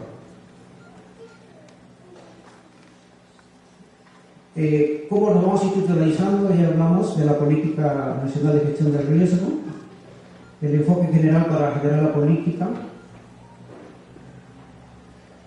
¿Cómo incorporar la gestión del riesgo en la planificación? De manera articulada, de manera concertada, participativa, generando instrumentos de gestión de ordenamiento territorial que consideren la gestión del riesgo como un instrumento vital para contribuir al desarrollo local, el ordenamiento territorial, en objetos de inversión pública y la gestión ambiental. La gestión de riesgos en el proceso de desarrollo. En la parte de diagnóstico tenemos que involucrarnos, identificar nuestras vulnerabilidades, identificar y caracterizar nuestros peligros, aterrizarlos en planes de peligros, en mapas de vulnerabilidad, que puedan ser incluidos estos en los planes de desarrollo a nivel local, regional, ¿no?, los criterios que podamos optar para reducir estas vulnerabilidades, para poder reducir los riesgos, y cómo poder intervenir en los proyectos de inversión reduciéndolos. ¿Cómo incorporar el análisis de riesgo en los proyectos de inversión? Como ya se mencionó hace un instante, los desastres se construyen por la intervención en el territorio. Hay proyectos de inversión que necesariamente tienen que hacer análisis de peligro, análisis de vulnerabilidad y no construir un riesgo. Es necesario considerar este componente para que este proyecto de inversión no construya un riesgo, no genere una vulnerabilidad. En su etapa de preinversión, en su etapa de inversión y posinversión. En la etapa de inversión, el análisis de peligro, de vulnerabilidad, la estimación del riesgo, la definición de alternativas y medidas de reducción de riesgo, evaluación de alternativas, seleccionar la mejor alternativa. En la etapa de inversión, en la etapa de diseño definitivo, expediente técnico o ejecución, el análisis detallado de las medidas de riesgo. En la posinversión, el monitoreo de los indicadores de riesgo. La institucionalización, ya hemos hablado un poco, vamos a pasarlo rápidamente. Los gobiernos locales y gobiernos regionales y sectores nacionales, para hacer una sinergia interna, deben conformar grupos de trabajo que les permitan hacer la gestión del riesgo de desastres, que puedan conocer el proceso de la gestión del riesgo en los tres componentes: la gestión prospectiva, la correctiva y la reactiva. Necesariamente este grupo de trabajo necesita un equipo técnico de apoyo que podría muy bien recaer en las antiguas secretarías técnicas de defensa civil, ¿no?, y de manera articulada poder trabajar estos tres componentes. necesariamente los grupos de trabajo son espacios de planificación, que no solamente son para la etapa reactiva, como todavía se está viendo en algunos grupos de trabajo conformados, que ha sido delegada a la Secretaría Técnica como grupo de trabajo de gestión del riesgo. La gestión de riesgo y adaptación al cambio climático convergemos en temas importantes como es la vulnerabilidad, el tema de los peligros climáticos. Corresponde a la gestión de riesgo poner más énfasis en esta gestión, dado que la variabilidad climática va a aumentar la vulnerabilidad y generar eventos extremos que podrían salir de la planificación. Fortaleceremos en este entonces en la etapa de respuesta, preparación y reacción. Entonces es un reto también para la gestión del riesgo converger en el tema de la adaptación al cambio climático. Concepciones diferenciadas y compartidas con los enfoques de gestión de riesgo y adaptación al cambio climático. Desde el enfoque de gestión de riesgos, a más grado de exposición, más fragilidad, menos resiliencia, tenemos más vulnerabilidad social. Desde el enfoque de la adaptación al cambio climático, grado de exposición, sensibilidad, capacidad de adaptación. Entonces, ya se vuelve a repetir, los más vulnerables son las poblaciones en extrema pobreza, poblaciones indígenas, poblaciones rurales, ¿no? Netamente vulnerables. Entonces, trabajemos ahí, articulémonos en ese espacio y sigamos trabajando. Reflexiones finales. Aún sin tomar en cuenta el cambio climático, el riesgo de desastres continuará en aumento en muchos países por los asentamientos informales en Colombia, Venezuela, Perú. En base de datos desde 1950, la evidencia sugiere que el cambio climático ha variado ya la magnitud y frecuencia de algunos eventos meteorológicos climáticos extremos. Las inundaciones de Brasil de 2009 es una buena muestra de ello, sin antecedentes de 100 años de registro, ¿no? Por último, los riesgos de desastres se verán en aumento a más peligros o más vulnerabilidad, y sí tenemos los incrementos de los parámetros del cambio climático que nos pueden reducir la adaptación. Entonces, en base a estos enfoques tenemos que ir trabajando y preparándonos para poder gestionar bien el territorio sin desastres y resilientes y menos vulnerabilidades. Gracias, eso sería todo. Muchas gracias, doctor. Y entonces esperamos, nos están llegando las tarjetas y si podríamos también, alguien quiera preguntar, hemos tenido una variada información aquí por representantes de diferentes instituciones. Es el espacio que ustedes tienen para orientar sus preguntas. Los amigos organizadores de RENURPE que nos acompañan trayendo las tarjetas, recogiendo las tarjetas para que ya estén con las preguntas, por favor.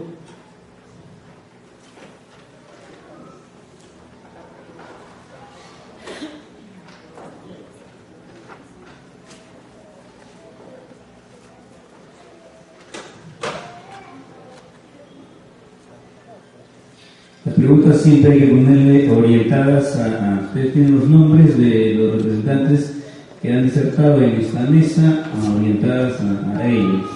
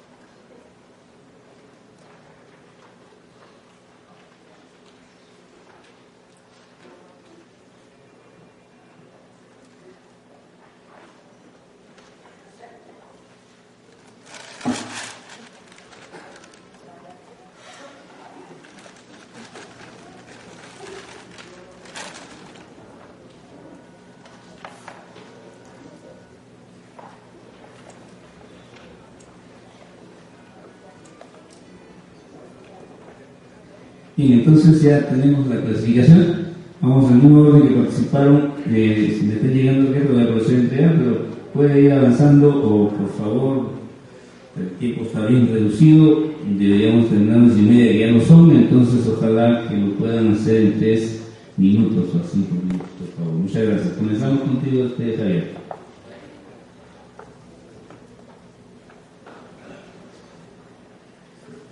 Bueno, gracias. Sí tengo un par de preguntas. Consultan sobre la presencia de empresas mineras en el ámbito del gobierno local. Si es que esas empresas no hubieran presentado estudios ambientales, ¿no? Y además de ello no hubieran retribuido económicamente con dicho gobierno local, ¿no? ¿Qué hacer al respecto, no? ¿Cómo actuar?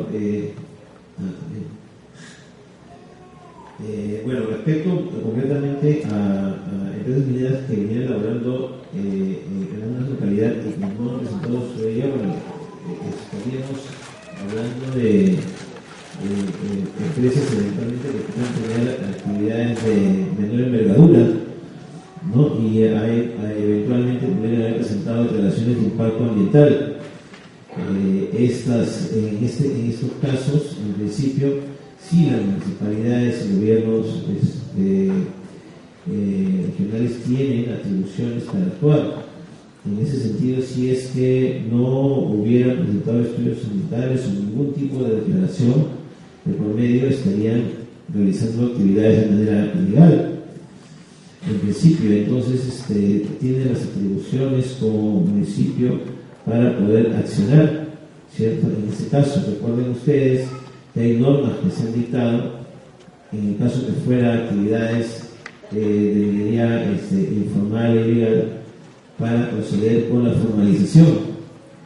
Y el proceso de formalización no implica que yo me inscribo, ¿no?, en ese proceso y mientras tanto sigo realizando mis actividades. No es así.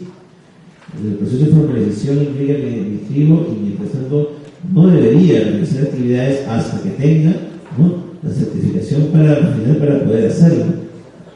Entonces ahí podrían actuar directamente las municipalidades con las entidades públicas correspondientes para ejercer las acciones que les competen respecto a la presencia de empresas que están de manera ilegal. Eso por un lado les asiste la normatividad vigente, inclusive en el caso de estas nuevas normativas sobre minería informal. En el caso que no hubieran presentado los recursos, efectivamente, pues ustedes podrían también hacer lo mismo, ya que si se trata de actividades de pequeña minería, deben cumplir por lo menos con presentar declaraciones de impacto ambiental, y hay que establecer, si es que no lo hubieran hecho de manera directa el gobierno regional, si lo han hecho eventualmente ante el Ministerio de Energía y Minas a nivel central. Un par de cosas muy, muy concretas. Me hablan de la licencia social, y la licencia social en realidad es un término empresarial, no es otra cosa que en cada caso, por ejemplo en el caso de las comunidades, que ellas puedan dar los permisos, si fueran propietarios de las comunidades, por ejemplo, del uso de tierra superficial para realizar actividades. Y eso pasa por la Asamblea Comunal y la aprobación en este momento, para el caso de comunidades en la sierra, de 2/3 de la Asamblea Comunal, ¿cierto? Si no tuvieran estos permisos, pues también estarían realizando actividades de manera no legal. Y hay un proyecto de ley en el Congreso de la República en este momento, que lo ha presentado la bancada nacionalista, hay que decirlo, que plantea que se reduzca el porcentaje de la aprobación para establecer acciones frente a las tierras de comunidades campesinas para venta, alquiler, etcétera, para que se reduzca de 2/3 al 50%. Ahí es un minuto. Entonces también eso también hay que considerar los efectos de poder establecer si es que existen incendios sociales y el peligro que eso sociale respecto a las comunidades. Venga el turno para 3 a 5 minutos. Sobre el tema de cómo garantizar algo para las futuras generaciones, conociendo que las condiciones mineras están en el 80%, ¿no?, del territorio, así dice aquí, pero la idea, perdón, de las fuentes de agua. Entonces, aquí la idea es planificar, ¿no? El tema de la planificación, volverla a retomar, ¿no? Entonces tenemos el plan de ordenamiento territorial para poder señalar las zonas de protección, definir cuáles son las zonas que tenemos que proteger, ecosistemas productores de agua, tenemos que son ahí los nevados, lo que se ha hablado, ¿no?, los páramos, etcétera, los federales, humedales, en fin, hay que protegerlos, ¿no es cierto? Y ahí para eso tienes que planificar. Y el plan de ordenamiento ayuda a eso, y el plan de gestión de recursos hídricos de cuenca también debería ayudarnos a gestionar la cuenca, ¿no?, que no estamos haciendo, que no lo hemos hecho. Hay algunas experiencias piloto ya, pero que hay que avanzar en ello, porque si no, o sea, tenemos que ponerle racionalidad al uso de recursos, ¿no?, teniendo en cuenta que son recursos escasos. Entonces, esa es una primera idea. Luego, una segunda idea, el tema se habla de recuperación de suelos, a quién le corresponde, si son los gobiernos locales. Lo que pasa es que ahí en la recuperación de suelos, quien contamina, ¿no?, debe pagar y debe recuperar.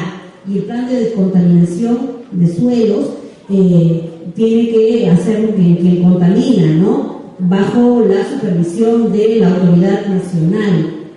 Entonces, en el tema de minería, estamos hablando del tema de minería, bueno, el plan de es para todo tipo de actividad, para recuperar todo tipo de actividad. Pero el tema aquí es que lo que quería plantear es que esta norma que ha salido es bastante permisiva, ¿no?, en el tema de han clasificado el suelo en 3 tipos, ¿no?, y para el tema de minería, bosque, por ejemplo, está en el tema de suelos industriales. No sé cómo, no hay en esa clasificación de suelos, no hay bosques, no entra la Amazonía, hay bosques para agricultura, ¿no?, ciudades, urbanos y industriales extractivos. Y ahí, según ellos, establecen las distintas. Entonces, hay que ahí intervenir. Lo digo rápido, pero hay que intervenir. Y luego el tema de si no se cumplen los monitoreos que se hacen. Quien monitorea son Vigesa, OEFA, ANA. Nosotros, y allí hay que estar detrás, hay que hacer vigilancia. Entonces, ahí el tema es cómo interviene en el tema de fiscalización las municipalidades. Un tema a conversar y a definir, lo que les decía. Es una tarea, ¿no?, que hay necesidad de precisiones que no se han dado, ¿no? Hay competencias ambientales, pero no están definidas, y eso es lo que tenemos que discutir. Y finalmente,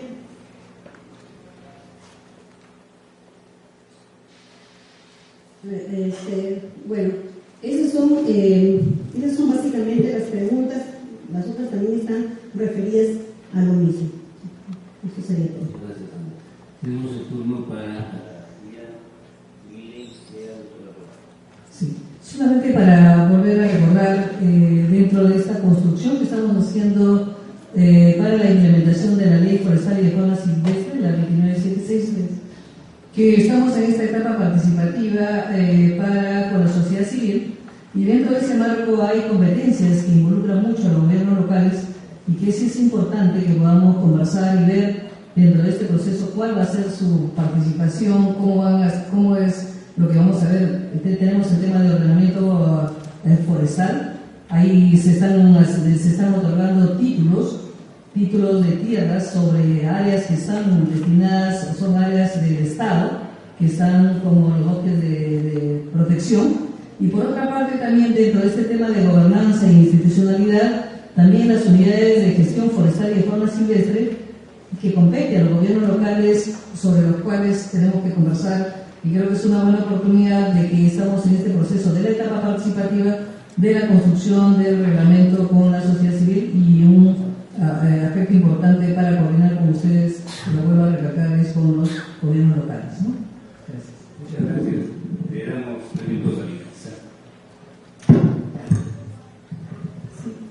acá nos preguntas, dice, ¿qué cree usted que está haciendo el Perú frente al cambio climático cuando sabemos que el tema de la ruina nos agarró en nada, sin ningún estudio en temas de cambio, sabiendo que existe una línea que hace poco, entonces cómo enfrentar la agricultura así? Bueno, es verdad, en el país lo que se ha avanzado en el tema del conocimiento del cambio climático es en aspectos de investigación básica, investigación más concentrada en temas físicos, ¿no? Los componentes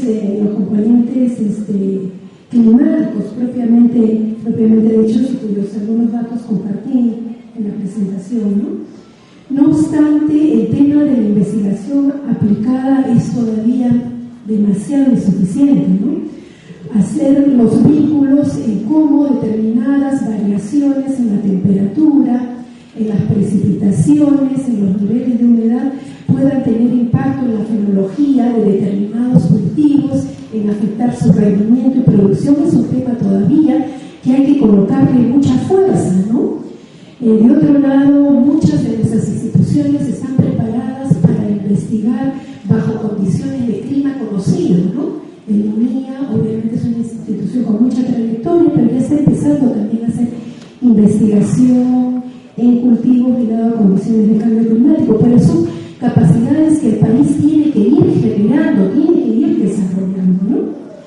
De otro lado, esto también toca un tema que comentaba Carlos, que salió muy fuerte en el Camor Cusco, ¿no? La necesidad de invertir en investigación en este campo. Hay mucho por conocer, ¿no? Tenemos universidades públicas con recursos significativos en temas de canon minero para dirigir la investigación, que sin embargo no son invertidos suficientemente en esos temas donde se demanda conocimiento desde la propia sociedad, ¿no? Entonces es una buena oportunidad para encontrar, canalizar recursos. Pero otro lado también el Estado tiene que apoyar estas investigaciones cuando se trata de cultivos y producción asociado al pequeño productor, a la agricultura familiar, ¿no? Entonces hay que movilizar capacidades desde las instituciones técnicas del Estado y las universidades públicas. Pero cuando hablamos ya de producción a mayor escala agrícola, la propia empresa privada también tiene que intervenir, como se hace en otros países.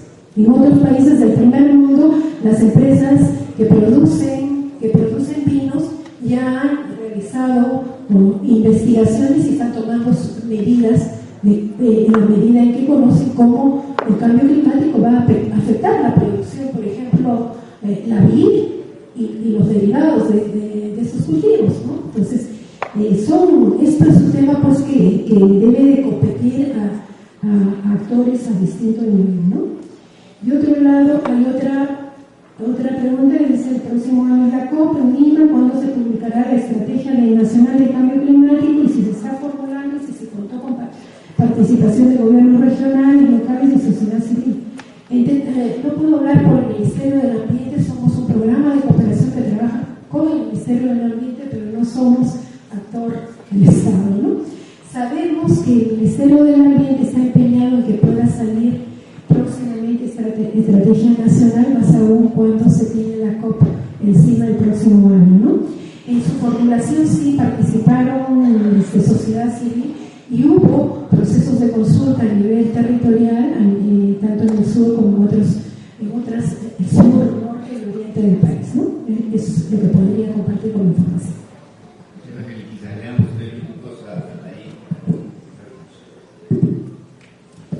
Pues tengo dos preguntas que aparentemente no están relacionadas, pero que en realidad sí que están muy relacionadas. Una dice: ¿qué es cohesión social? Eso probablemente es que el término no es familiar y contaré lo que entiendo por cohesión social. Y la otra plantea: el nuevo modelo socioeconómico que propones cuestiona el actual modelo de desarrollo. Empezaré por la cohesión social. La cohesión social, yo creo que el concepto es muy sencillo, es considerar que todos los que formamos parte de la raza humana tenemos los mismos derechos y tenemos derecho en particular a llevar una vida digna, ¿no? Entonces, si bajamos un poco más al detalle de lo que esto significa, En la actualidad eso significaría una reducción de las diferencias económicas entre los que más tienen y los que menos tienen. Son diferencias que han crecido de una forma brutal durante los últimos 20 o 30 años en el mundo. En España en particular, en la situación durísima que estamos viviendo, leí la semana pasada que en el año pasado ha habido no sé cuántas decenas de miles de nuevos millonarios en euros en España, cuando aproximadamente el 30% de la población no tiene empleo, no tiene ingresos, ni tiene nada. Es inexplicable, pero es así. Por lo tanto, reducción de las diferencias económicas. La cohesión social también es asegurar una vida digna para todos, que todo el mundo tenga derecho pues, a salud, educación, vivienda. Esto es cohesión social.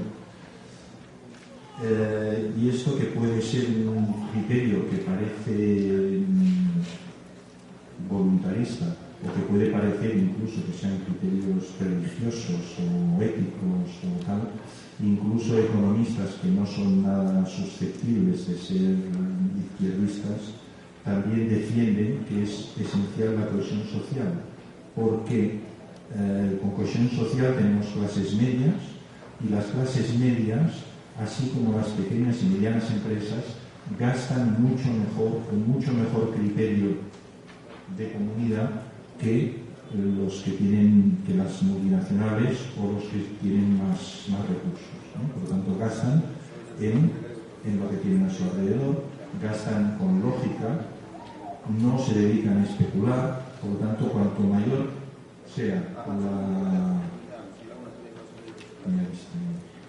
cuanto mayores sean nuestras clases medias, cuanto más personas haya que tengan un nivel, digamos, digno de vida, mejor funciona el conjunto de la economía también.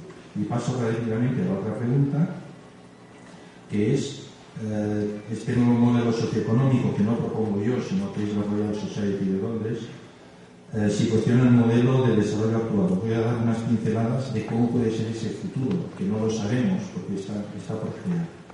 Cuando hablamos de energía, el modelo energético que tenemos es de locos, es decir, consumimos una energía que es del petróleo o del gas, que solo existe en 4 o 5 lugares del mundo, o 10, me da igual, que cuesta unos recursos increíbles extraer, luego transportar. O sea, en Europa no tenemos nada de esto, todo nos viene de otros países, se transporta en barcos, luego hay unas refinerías que vuelven a costar unas cantidades increíbles de dinero, y luego unas redes de distribución, unas gasolineras, ¿no? Cuando todos tenemos en nuestra casa energía del sol o energía del viento, y no haría falta ninguna infraestructura, nada más que unos paneles solares en lo alto de tu casa y ya has cumplido, no necesitas nada más. O sea, es de locos, pero es dentro de un modelo socioeconómico en el cual hay unas multinacionales que controlan unos recursos y los distribuyen y viven de eso. Por lo tanto, ese es un cambio que ese seguro que se va a producir. También tiene la parte negativa para los productores de petróleo o de gas. Otro fenómeno sería pasar de la globalización que tenemos ahora a la continentalización. Y tiene que ver mucho con lo de las energías. Si la energía ya la hacemos en casa, bueno, pues todo vamos a tener un mundo que va a ser América, o a lo mejor América del Sur, ¿no? Pero con mucho menos relaciones con otras partes del mundo. Porque otro punto es reforzar la producción local, de eso se ha hablado muchísimo en estas jornadas. Pero en el futuro vamos a consumir mucho más producto local y mucho menos producto producido en el otro extremo del mundo. Y una anécdota, pero bueno, tiene su gracia. Hay un concepto que es la obsolescencia programada. La obsolescencia programada, no sé si os suena, pero los productos que consumimos se estropean, y antes no se estropeaban. O sea, esto a los 2 años lo tienes que tirar porque no funcionan. Los primeros móviles podías tenerlos 10 años y continuaban funcionando exactamente igual. Y eso ocurre con muchos productos, los electrodomésticos, los vehículos, etc. Esto se acaba, esto no es sostenible. No nos pueden obligar a comprar un coche cada 5 años, porque el planeta no puede suministrarnos un coche cada 5 años a cada familia del planeta. Y por tanto, ese cambio socioeconómico va a venir en esta línea y eso tiene muchísimas implicaciones y muy profundas. Gracias.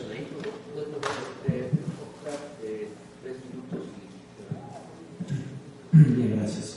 Y aquí tengo dos preguntas. Una es de gestión de riesgos. ¿Tienen una guía para incorporar esto en los planes de desarrollo, ahora que estamos en la era de actualización de estos? Y otra pregunta que hice en la comunidad campesina de Cotaparapo: ¿estamos de acuerdo con la forestación por tener potencialidades agroterrenas?